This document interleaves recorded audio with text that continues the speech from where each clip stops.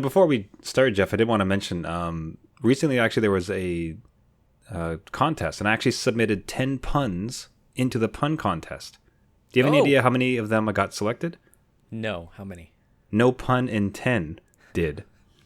Oh man! All right, we need to restart. This is the adult beverages are poured, the kids are asleep. Welcome to New Dad Gaming, a show about fatherhood, gaming, and new fathers figuring out their gaming lives. My name is Trevor, and I have a 3-year-old and a 6-year-old.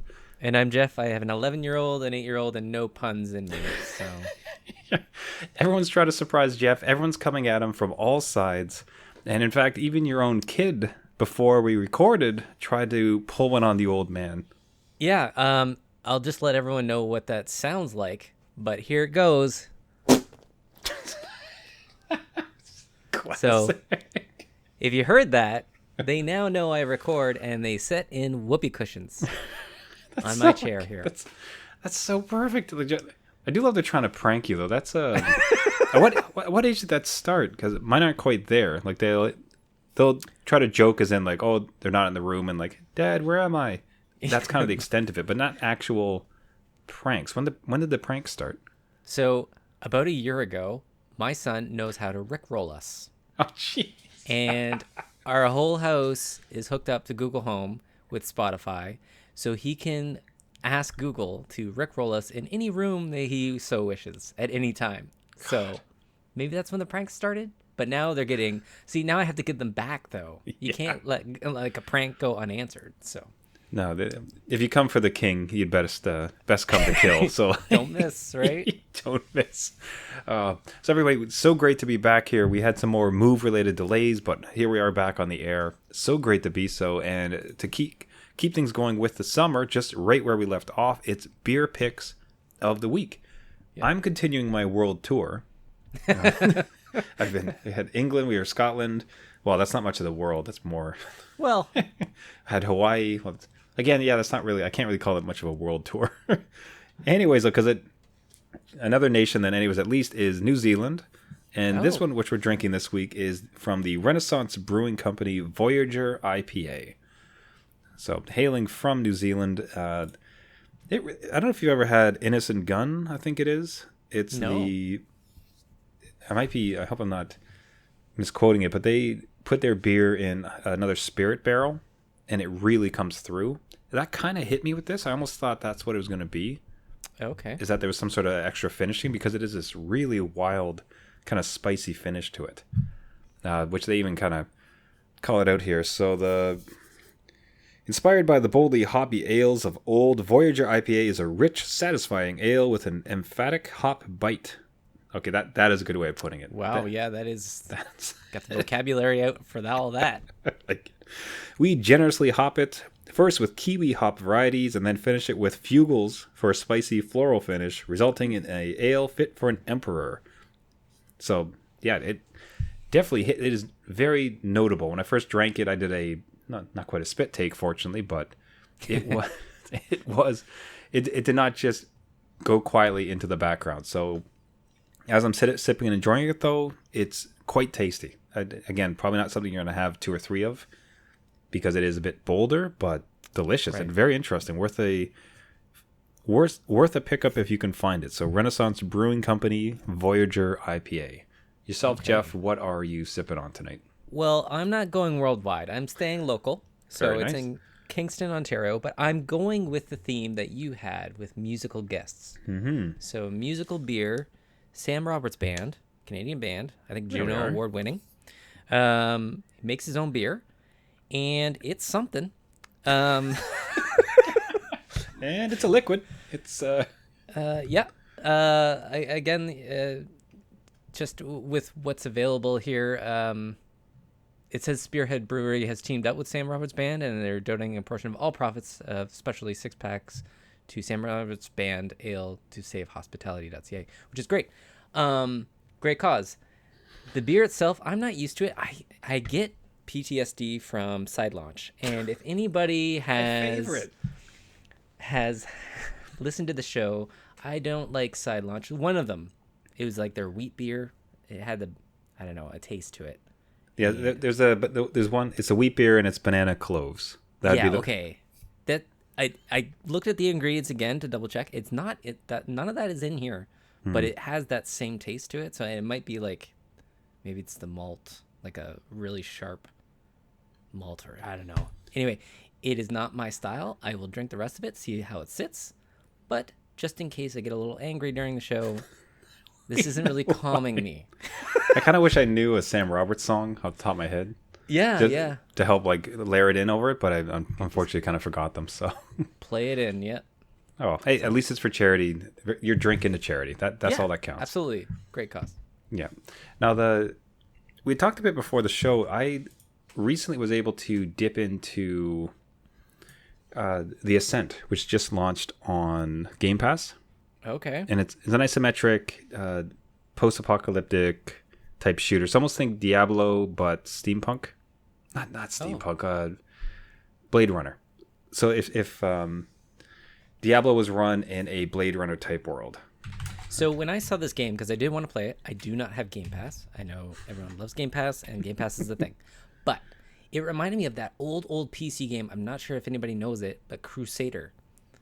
And it's kind of nice, just like a robot kind of human going through this, again, not steampunk world, but like mechanical, neon Blade Runner-esque. Yeah, now, so the game is like, it's great. It's really crunchy. I'm really enjoying it. I think the more interesting part about it is I could only play the first like 30 minutes. You know, dad time, had to get in and out, didn't have a lot. I'm hoping to maybe after the show here get back into it. What really hit me about it, in even just a little bit that I played, you could just immediately tell. I'm curious if you've had the same type of thing. It's like, this is deep, this is wide, there's a lot here, and I really like it. I wish I was young enough to actually enjoy this. Yeah.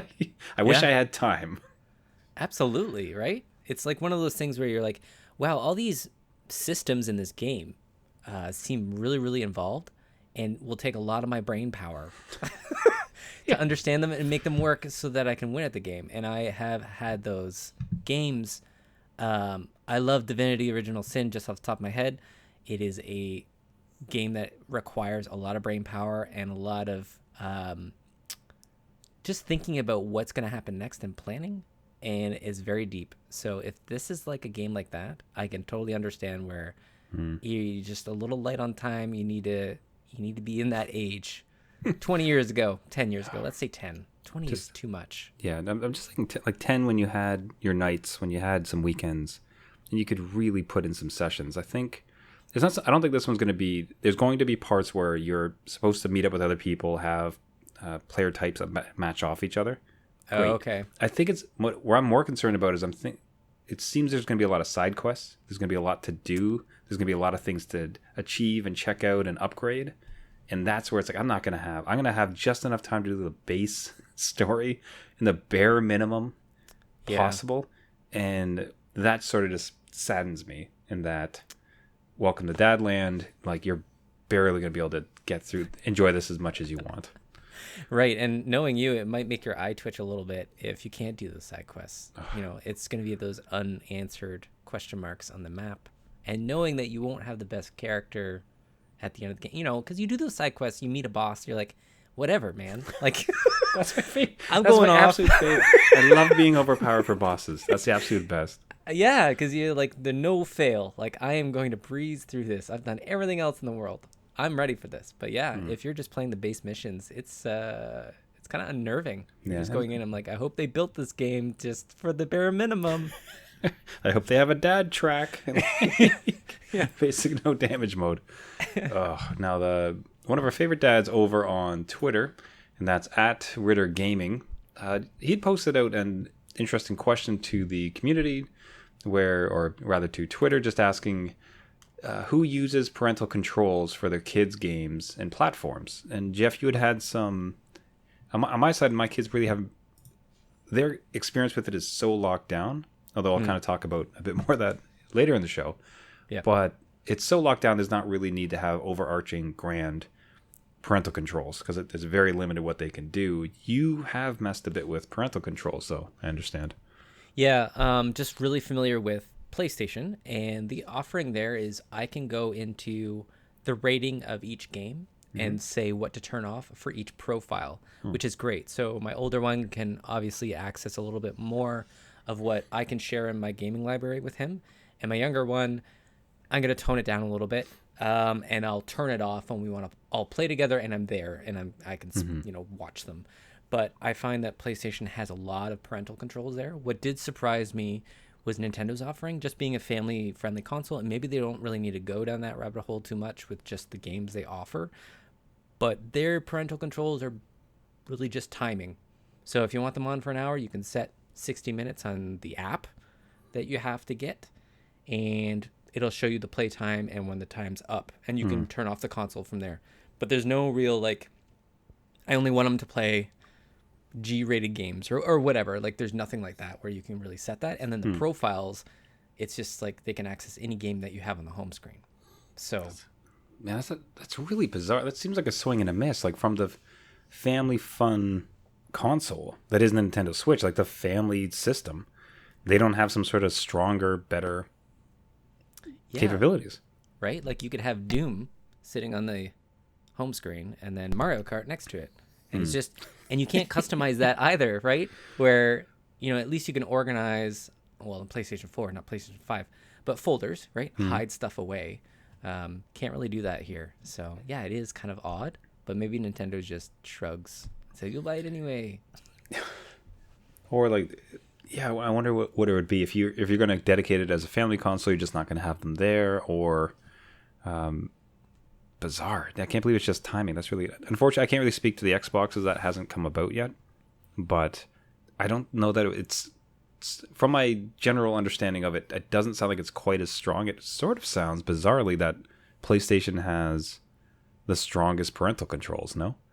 Yeah, it's kind of, it is a surprise that way. You do have to dig down into it, and it takes a little while to get going because everybody needs a profile to be set up. But once you do that, yeah, there's lots of options there if you go down that path and really, really fine-tune your kids' gaming experiences. At least that's there as an option.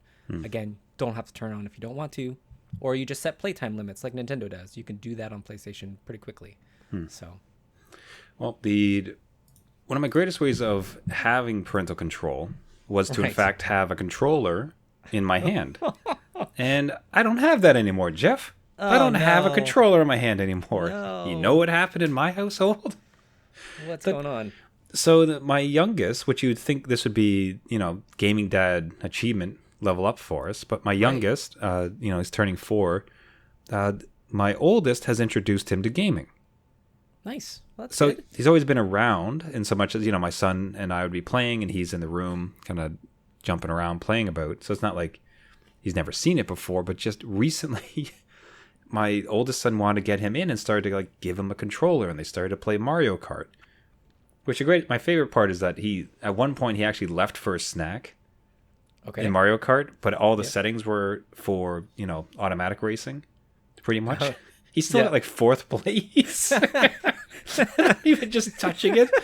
It was like, hey, congratulations, son. You got a snack and you got 4th place. Exactly. I don't even need to touch the controller. Look at this, Dad. So here there's the duality of things where it's that. I mean, that's kind of exciting. Like, cool, the other one's getting into it. It feels a bit young, but it's a really controlled environment, and he's just playing a little bit here and there. So great, fine, that's wonderful. But now, I'm just not called upon to play anymore. Oh no! I think he almost prefers to play with his brother, and I'm just sitting out on the window as it's raining, like just rain streaking down my face, knocking on the glass. Can I come in?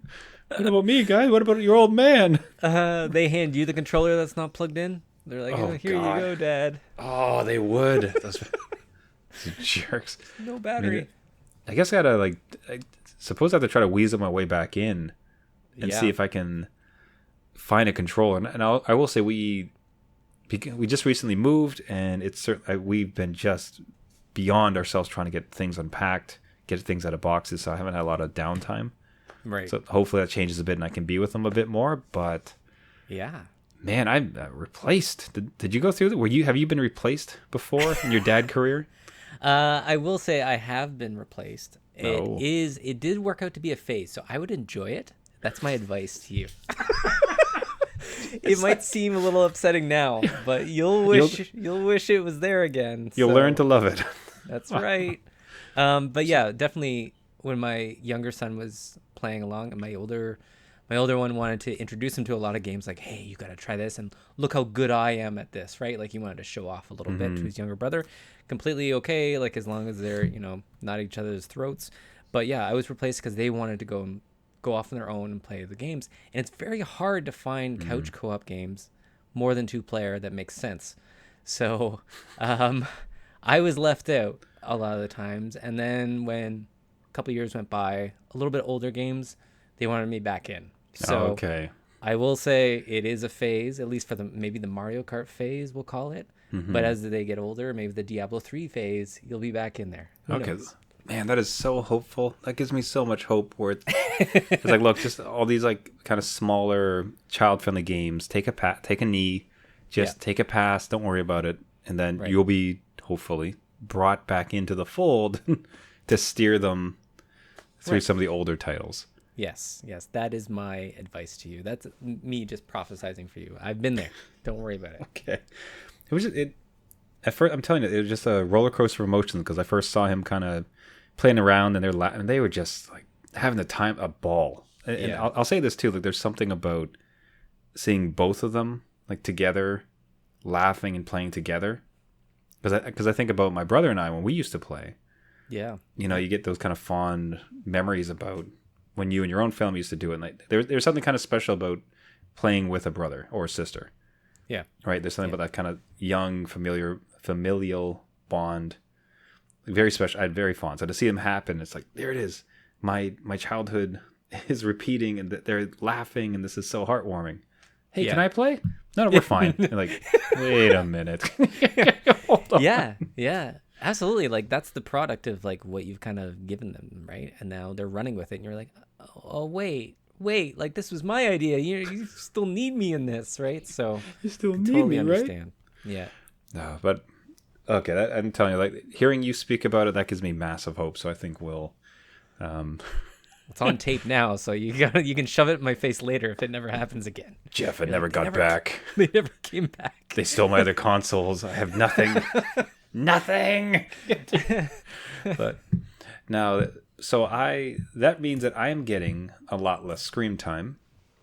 Yes. That sounds something you'd mentioned to me, like something that you guys are actively doing. Sounds like you're trying to balance out some screen time in your household. What's that all about? Yeah, so coming from a lot of screen time down to like, hey, this is a lot. You look at the app and it's just like, wow. Yeah. Wow, I could have learned a language. Yeah. Like and again, as a gaming dad, it's kind of different, right? Like I think of my parents, like they had no idea what gaming was. Like they could see it as like just TV screen and like, oh yeah, got to kick them off, go outside, right? Yeah. But it was, and we're really not coming from a place of like what the hours are. Like again, that is a concern, but it was the attitude changes. So they were getting snarky.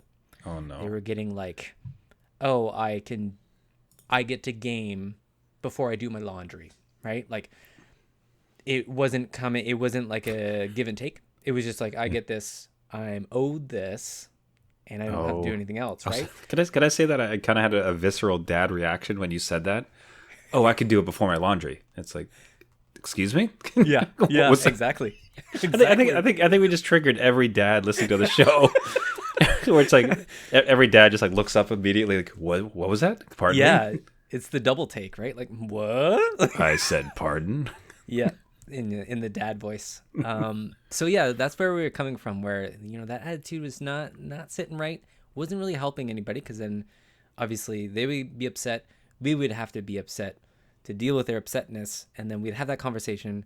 It like blew out time that we didn't want to spend trying to calm them down on something that obviously was taking away from their responsibilities, right? Just as being a human or part of this family, right? You need to help out. You're older now. You are not a toddler that gets to go around and do whatever they want, own the world. A little bit different. Yeah. So we kind of introduced, my wife came up with a great kind of analogy saying it's like you need a certain amount of vitamins to live, right? Like you need different vitamins for different things, and they all come together to make you who you are. And video games can be one part of that vitamin, right? Like that's entertainment.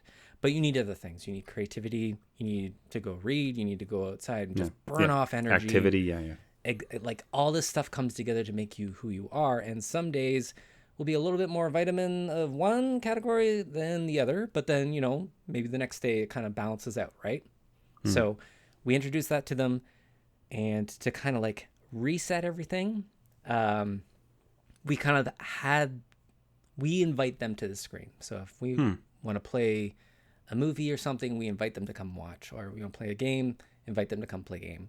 And until they kind of learn, okay, this is enough for me. Moderation. I need to go do something else, right? So that's where we're at. You know, it's a rough, bumpy road, but I think we're getting through it.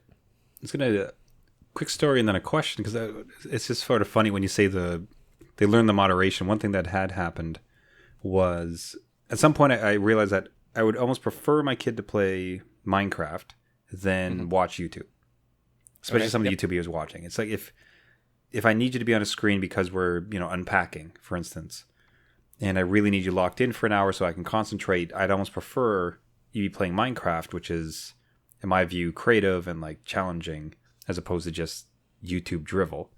Yeah. And there was some times when he would come up, because we'd have a conversation where usually Minecraft or like game time was after supper. You eat your supper, then you can have your game. And if you've been good all day and like you've done what you needed to, you can have it after supper. Right. There's been a few times where it's like, listen, buddy, you played a bunch during the afternoon, like you can't play anymore. Like that's too much time. So he regulated himself a bit, where sometimes he'd come in and say, hey, Dad, I'm going to turn off the game because I want to play it later tonight. So I'm going to shut it off now so I don't have to take too much time. I'm like, smart man. Yeah. So that's good. I thought I love the investment in some ways, where it's like, well, I want to make sure I play later, so I don't want to use it up all now. How has it gone? Like, was there great resentment at first and then they got over it? Has it been long standing? Has it been? It's never going to be smooth, but I mean, it's been wonderful, and that it's kind of been everything you hoped. What's been the outcome? At the beginning, it was very difficult for them, because it's like breaking a habit. Right? Yeah. And we're kind of tiptoeing around. Again, everybody's kind of going through a hard time with the pandemic. They're in virtual school for a year. We're working in more and more contacts as things kind of open up. But so we're kind of careful about, you know, their only, you know, kind of escape from a lot of this is games or a screen. So we're kind of careful around that. But it was breaking that habit that they were pouty. You know, the pouty where they kind of sit on the couch and they just stare at you. You know, like they're just like, and you ask them like, go do something, like you can draw, you can paint, you can run, you could do whatever. Like, they're like, no, boring. And then they just sit there, and you're like, well, okay, I'm not gonna. Yeah, it's my favorite, because just like, I appreciate the effort, but like you need to understand that this is great for me. Yeah. Like I still get you quiet. Like you're not punishing me in the slightest. Like this is just personal. Yeah, and then, you know, time goes very slowly for a 10, 11-year-old sitting on the couch just pouting, right? Like in their own kind of like emotional stew. So by all means, you'll learn your lesson if you sit there that long. But over the days and weeks, I guess I would say, it has gotten a lot better. They're more into a different routine and kind of understand what we're trying to do and what was happening, and their attitudes have changed, especially towards each other. A lot better collaboration there. They take morning walks. They instituted that themselves. We didn't even tell them. So they are coming up with these things. So it's great. It's good to see. Let's go on a tangent. Didn't they discover a husky and start to walk it for no reason? Okay. And this, I'll remind listeners from a few episodes ago where one of Jeff's sons had invited the entire neighborhood for a block party, unbeknownst to his parents. So there's a new story with a husky, apparently. Yeah. So I'm at work. I work remotely. My younger son comes in and saying, "Hey, Dad, we found this lost husky. We love him, and we're gonna take him for a walk." And you know, as a dad, you're like, "What is going on?" There's lots to process. And I'll love him, and I'll keep him, and I'll pet him. And I'm like, what are you talking about? I'm just like, going through my mind, I'm like, did they mistake a coyote for a husky, and now they're trying to train this coyote that's wild God. running around? I don't know. So anyway, I go out there, and my older son, the one that arranged his own block party, is running along with his husky that is just loving it. Like, he's having the time of his life. Yeah, finally, someone's paying attention to me. Yeah, he's found his new best friend. So, yeah, they found this lost husky. We eventually got him to his rightful owner, but only after I, basically left work for 45 minutes to try and leash this dog and find out where he lived. But yeah, so there's some side effects, I think, from, this kind of individual go do other things. I'm like, other things, great. But It's like I love the intent. I love the animal loving. I love the nature part of this, son. Yeah. The dog theft doesn't fly though. No. We need to not go to strange dogs and befriend them immediately. I honestly thought it would go outside and he would be riding the thing into battle or something. It's just his personality. He'll make friends with anybody. So That'd be... I don't know, man. When did your life take a drastic turn? My dad took away my video game, so I started stealing dogs. That's how it starts. He's learning on the streets. Oh Lord, that's just the best part. I would love to talk to your coworkers too. Where's Jeff? Oh, he had to take the afternoon off. His son planned a block party. Yeah. Where's Jeff again? Oh, yeah, his kid stole a dog, so he's gone for the day. Yeah. You want one other quick story? Please, all the time. He also thinks my brother's getting married, so I'm planning a bachelor party, and the kids think a bachelor party is very different than what adults think a bachelor party is. So, I hope so. They think it's just some big dance, and they're invited. Oh hell no! Nobody said any of that. But my son's outside, and I tell my little one to go out and get his brother for supper, and he's like, "Hey, supper, you gotta come in, the bachelor party's starting, and we're invited, we're going." All the neighbors are wondering what the hell is going on. How did I get a call to child services and you haven't? Your kids are planning parties, your kids are stealing dogs, your kids are going to bachelor parties. Maybe they're I any day, Trevor, I don't know, but we'll hear a knock at the door and be like, I totally understand why you're here. Yeah. There was an incident on August 1st where your son insinuated going to a bachelor party. You should know as a father that that's not very appropriate. It's like, lady. Yeah. Take him for like half a day and you'll just understand. And then come back. That's all it'll take. So, oh, Lord. That is just absolutely amazing. Oh, my sides hurt. We got to wrap it there. That is fantastic. All right, but the Sam Roberts beer, how has that sat with you through this episode? Yeah, again, at the start, it was like not my taste, but I think over the course of the beer, I don't mind it. I think it is a good tail end of the beer. So, just be wary of the start, but the finish is great. Excellent. How about you over there with the voyage? Are you on a voyage? I am on a voyage, a flavor voyage. Oh, that's good. I mean, it'll go well with, maybe my son will plan a different party and you can go to it and bring the voyage. Cannot wait. I swear I wanted to get this right. Okay, it is this one. Yes. So it's Innocent Gun. It's a fairly distinctive red can. Let me try to find it. I'm on video for our live taping. Where are you at here? Trying to find the name of it, because I just think it is a bit more of a popular beer, and I think it is an awesome point of reference. I think cask mature. There we go. Yeah. Okay, so it's exactly what I thought. So Innocent Gun, barrel aged. So this beer goes into bourbon barrels, and the flavor ends up being very distinctive. Like you can kind of hit the note. It's not you cannot have a bunch of these. You do not drink 6 Innocent Guns. Right. But it's very tasty. It's very full bodied. I can't say that this has a whiskey taste or something like that, but it is absolutely of that ilk, where there's just that extra body to it, where it's the finish of it is so bold and notable that it's tasty. Again, like I suggest everyone give it a try because it's quite delicious. You're not going to be slamming them back on a summer party, but Renaissance Brewing Company Voyager IPA. Surprise and a pleasant one at that. So, summer beers continue. Hey, gaming dads, there is a lot to unpack here this week.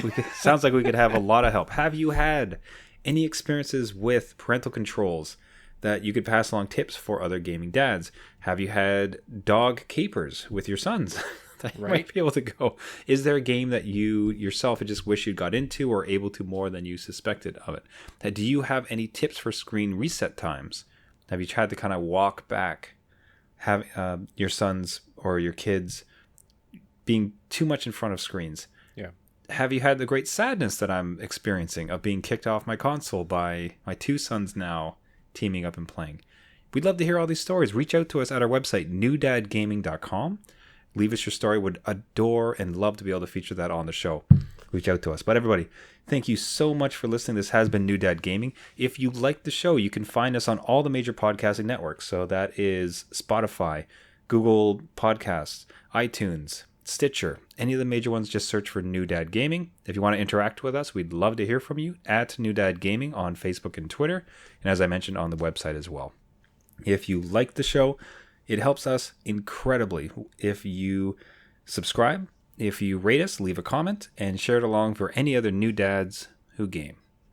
Till next week, my name is Trevor. I have a 3-year-old, a 6-year-old, and no controller for the old man. Oh, no. And I'm Jeff. I have an 11-year-old, possibly a husky, and an 8-year-old. And just remember, just because he became a dad does not mean it's game over.